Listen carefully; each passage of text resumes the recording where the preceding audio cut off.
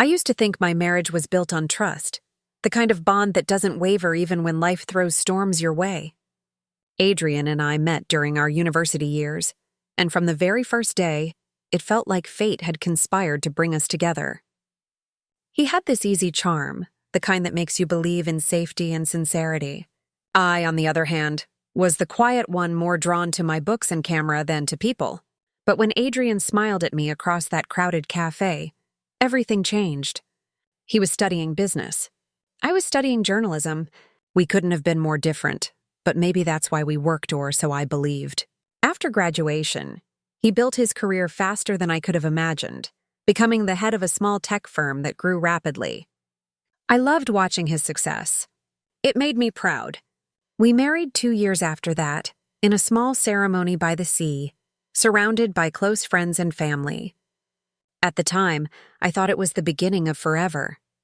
For a long while, life felt like a dream.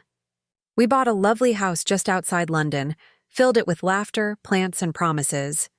Adrian would often surprise me with breakfast in bed or small notes tucked into my bag before I went to work. He'd call me his anchor, saying I kept him grounded when things got tough. We weren't rich, but we were happy, and that was enough.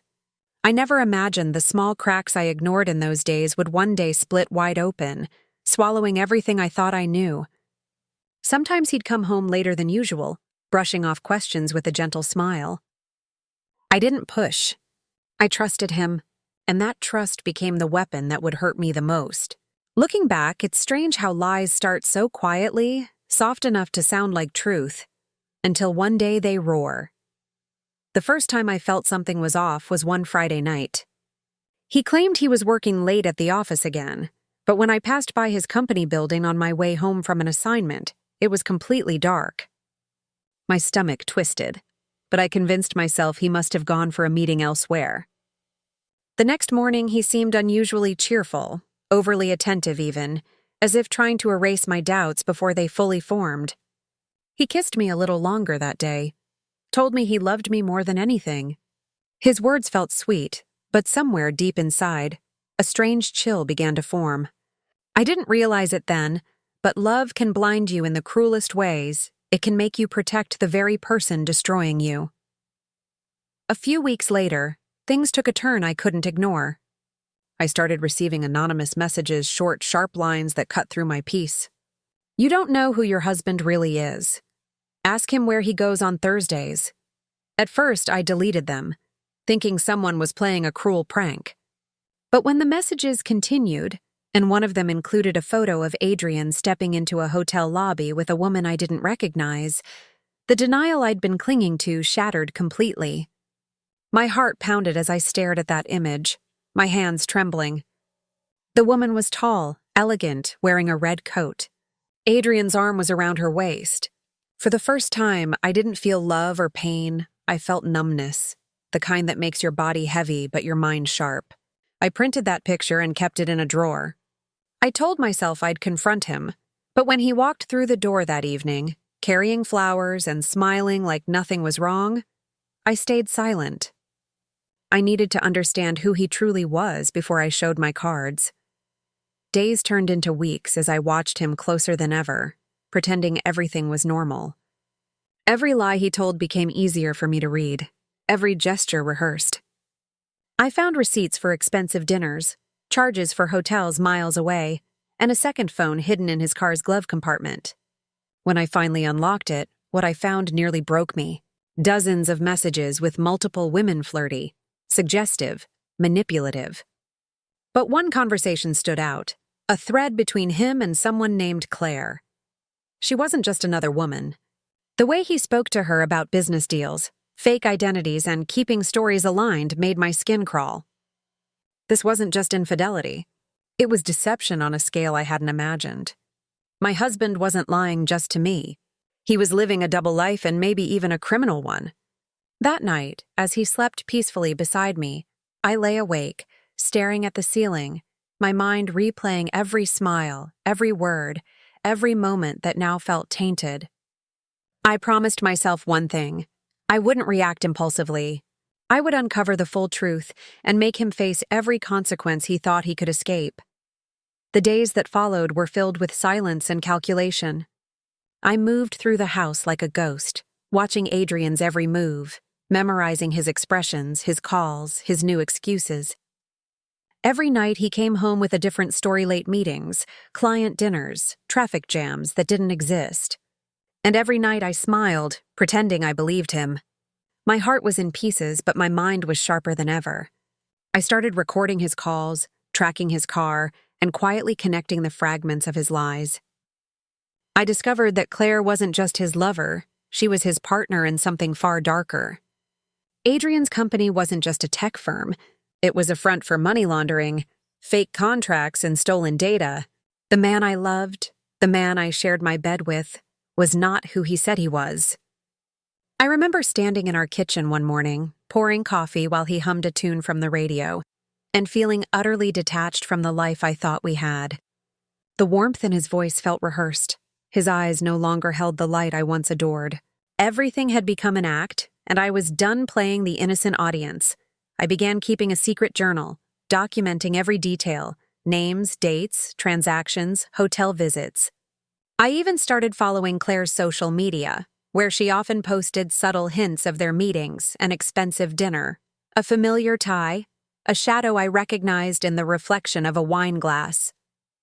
Each post was a knife twisting deeper, but it also gave me power.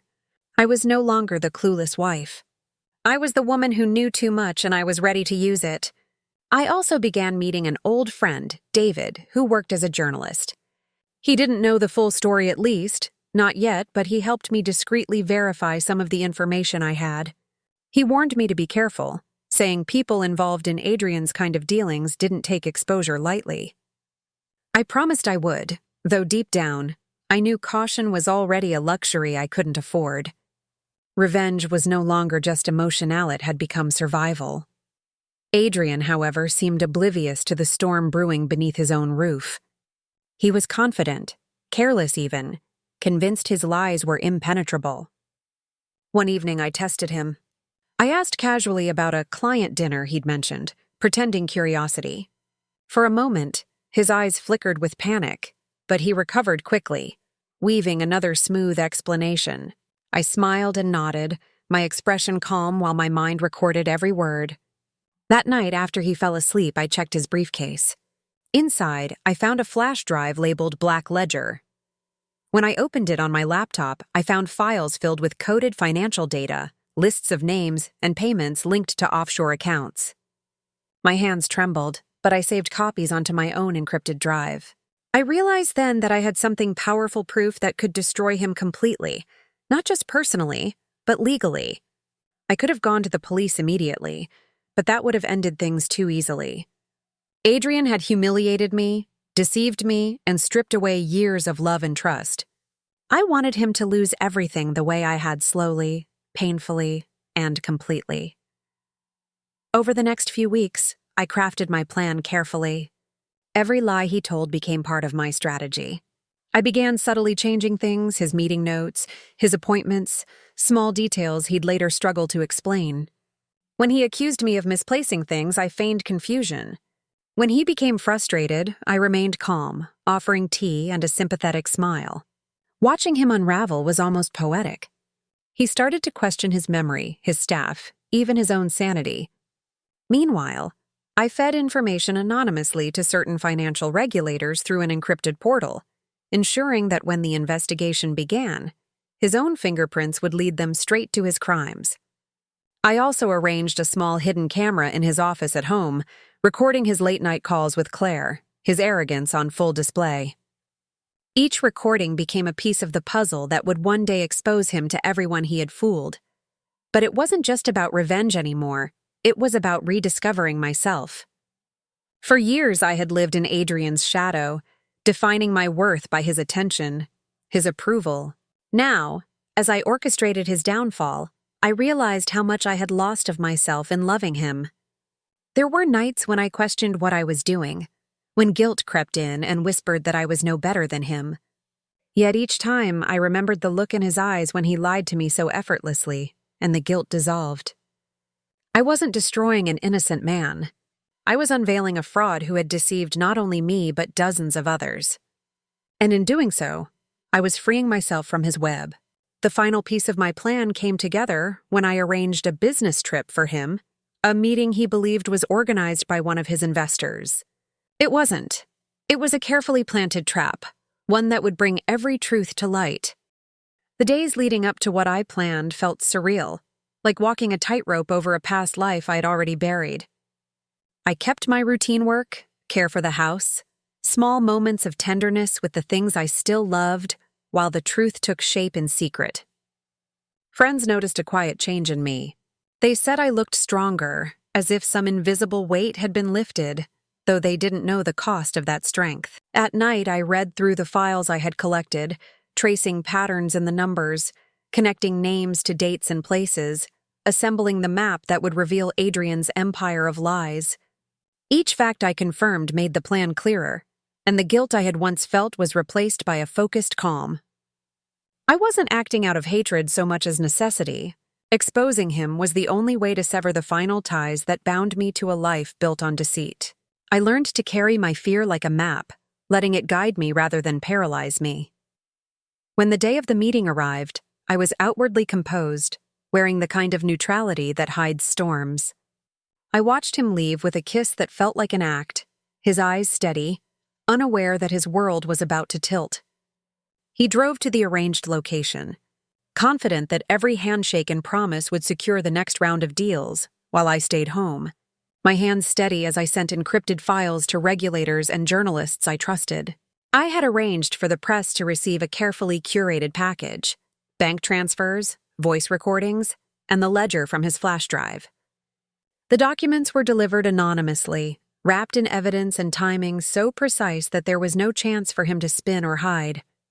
As I pressed send on the last file, I felt no triumphantly the weight of responsibility to the people who had been harmed by his actions, including myself. It was a strange relief to be both hidden and in control, to watch consequences unfold from a place of moral clarity. Word spread fast, faster than I had imagined.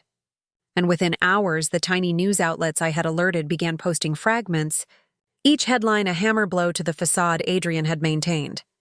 His phone started ringing obsessively, calls from clients, partners, and his own staff demanding answers. He returned home early, confusion etched across his face, but the calm he usually wore was gone, replaced by something raw and exposed. When he opened his laptop and saw the first headline, a long expose I had a hand in assembling, he stared as if someone had yanked the rug from under him.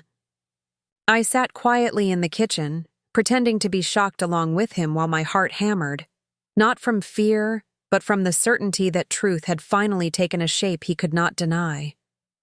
He tried to explain, to deny, to charm, but the recordings I had collected played like evidence in a courtroom. There were moments when I questioned whether the scale of my response was justified, when I imagined a different life where confrontation could have been gentler. Those thoughts lasted only seconds before reality reclaimed me. He had gambled with other people's lives and had to be held accountable. I reminded myself that silence had been the accomplice for too long, and that action, though painful, was necessary to prevent more harm. The investigation moved quickly.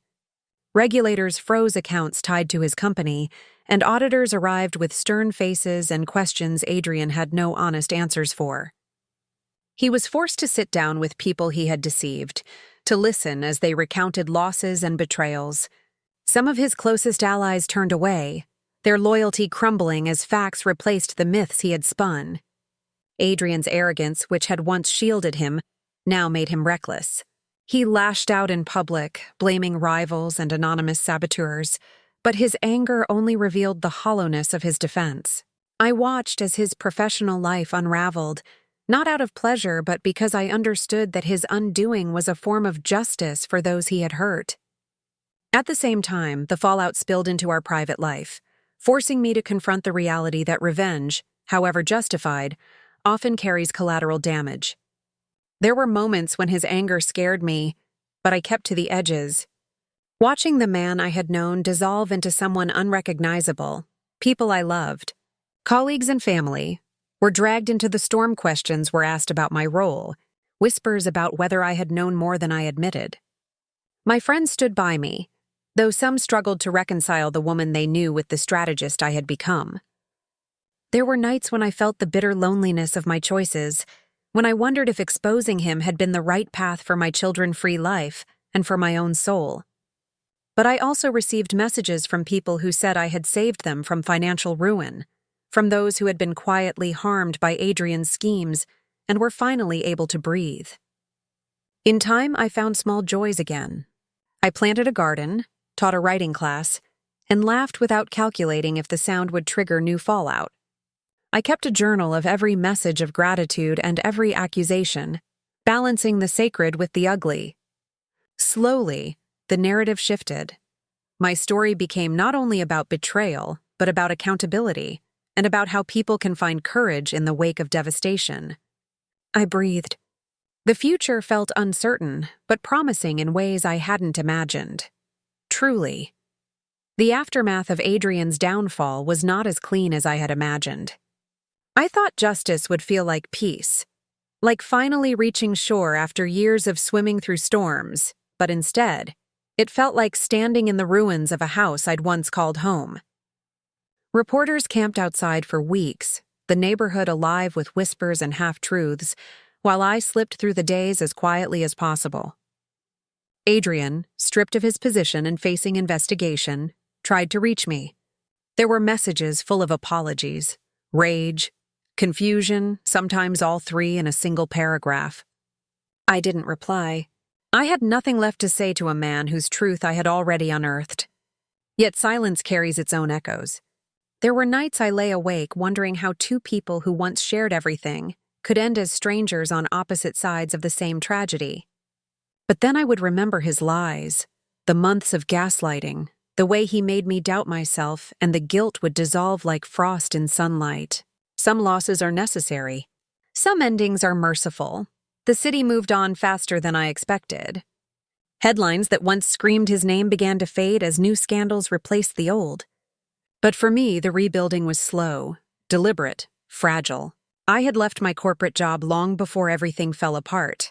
But now I returned to the world with different eyes, stronger, wiser, sharper. People treated me differently, with a strange mix of respect and curiosity, as if I carried secrets they wanted to understand. And maybe I did. I learned that power wasn't about money or influence, it was about truth, about the quiet confidence that comes from surviving deception and choosing integrity over illusion. I joined a small consultancy firm that valued ethics over profit, helping companies recover from internal fraud. It was ironic, in a way, that I now used my experience with Adrian to protect others from men like him. The work gave me purpose again, and every project felt like a step away from the woman who once cried in silence beside a man who pretended to love her. Adrian, on the other hand, unraveled publicly. He tried to rebuild his reputation with press conferences and dramatic statements, but the evidence against him was too solid. The authorities eventually pressed charges, not just for financial crimes, but for falsifying documents and misusing client funds. Watching him walk into court for the first time, his once flawless suit hanging loosely on his shoulders, I felt no victory, only closure. He glanced toward me briefly when our paths crossed, his eyes filled with something unreadable. Regret, anger, shame, maybe all three. He didn't speak, and neither did I. In that silence, I understood something profound. Revenge had never been my goal. Truth was. The difference mattered. Truth endures, even when revenge fades into emptiness. When the verdict came 5 years in prison and restitution for his victims, I didn't celebrate. I just went home, poured tea, and watched the sunlight move slowly across my living room wall, knowing that my story had finally found its end. Still, healing isn't linear.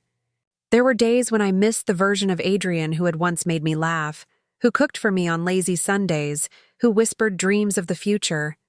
But I had to remind myself that those memories belonged to a man who never truly existed. I began writing about my experience not to shame him, but to reclaim my voice. The writing helped me untangle the mess of emotion that had settled inside me, and in sharing small parts of my journey anonymously online, I found a community of others who had faced similar betrayals. Strangers wrote to me, thanking me for putting into words the pain they hadn't known how to name. And slowly, what began as an act of catharsis became something larger, a mission to help others see that they could survive too. I realized then that I hadn't just destroyed Adrian's lies. I had rebuilt my own identity from the ashes. One evening, months after the trial ended, I visited the coastal town where Adrian and I had once spent our first anniversary. The place was almost the same, the sea restless, the air heavy with salt and memory, but I wasn't. I walked along the cliffs and let the wind whip through my hair, feeling the freedom of a woman no longer tethered to anyone's deceit. There was a moment when I looked at the horizon and whispered a quiet prayer of gratitude, not for what I lost, but for what I had found within myself. I had learned that strength isn't loud. Sometimes it's the quiet choice to walk away, to start over, to live well despite everything. The ocean roared below, vast and indifferent, and for the first time in years I felt truly small in the best possible way, like part of something infinite, something pure. I smiled, turned back toward the car and drove away, leaving behind not just the town, but the last remnants of a life that wasn't mine anymore. As I drove home, I thought about the people who might still be trapped in lies of their own partners, colleagues, families who suspect but stay silent. To them I wanted to say, truth will break you before it sets you free, but freedom is worth every fracture. I no longer needed revenge or validation or even closure.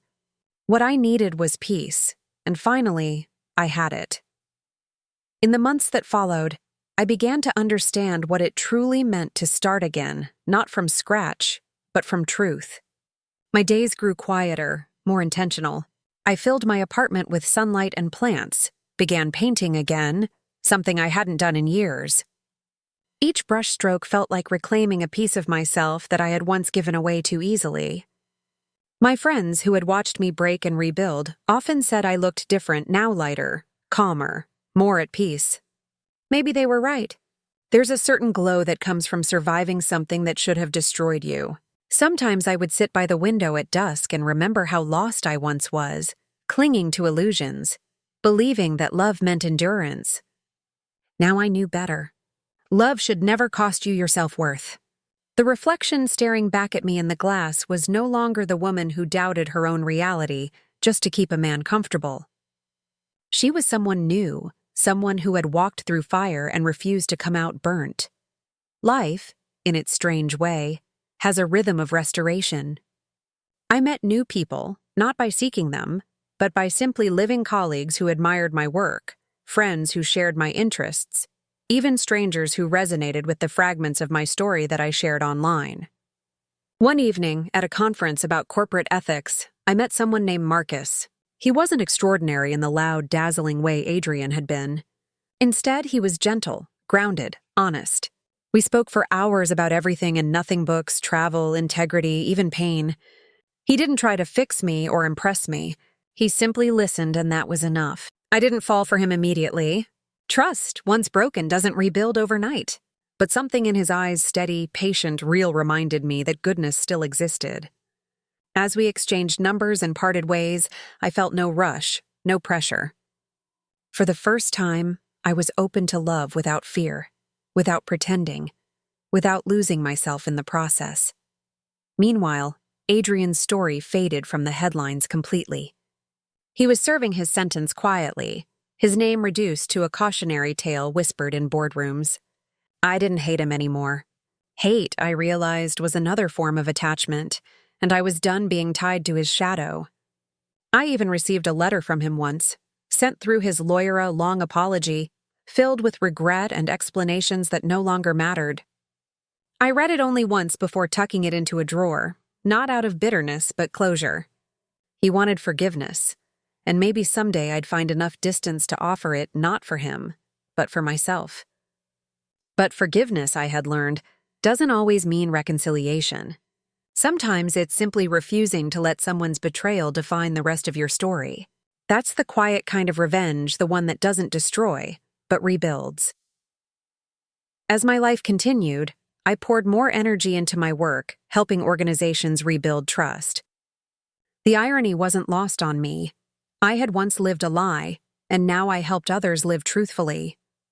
My firm grew, my influence expanded, and soon I was invited to speak publicly about transparency and ethics.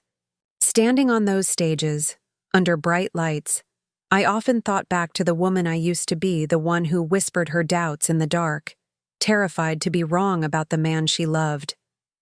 She would never have believed this version of herself existed. Yet here I was, proof that endings could become beginnings if you dared to face the truth instead of hiding from it. My voice trembled sometimes, but not from fear, only from remembering. Each audience I spoke to wasn't just a crowd. It was a reflection of the millions of people who stay silent, believing they're alone. I wanted them to know they weren't. One evening, after a long day of meetings, I came home to find a small box waiting at my door. Inside was a single white feather and a note that read, "Freedom suits you. No name, no return address." I smiled, unsure if it was from Marcus or a friend, but it didn't matter. The message was true. Freedom did suit me. It was in the way I walked now, the way I laughed without hesitation, the way I slept without nightmares. I had lost everything I thought I needed, only to find everything I truly was. My past no longer haunted me. It guided me. I had made peace with my pain, and in doing so, I had reclaimed my power. The truth had cost me dearly, but it had also set me free. And to those listening, who might be where I once was trapped in lies, silenced by doubt, questioning your worth, hear me clearly. Your pain is not your identity. You deserve a love that doesn't require you to shrink. You deserve a life that doesn't demand you to pretend. Don't wait for someone else to hand you closure. Create it yourself. Walk away, rebuild, heal loudly if you must, quietly if you prefer, but heal. Because the greatest revenge isn't destruction. It's peace. And peace begins the moment you stop waiting for someone else to give it to you. So if you're still holding on to what broke you, let this be your signet's time to let go. Time to rise. Time to start again.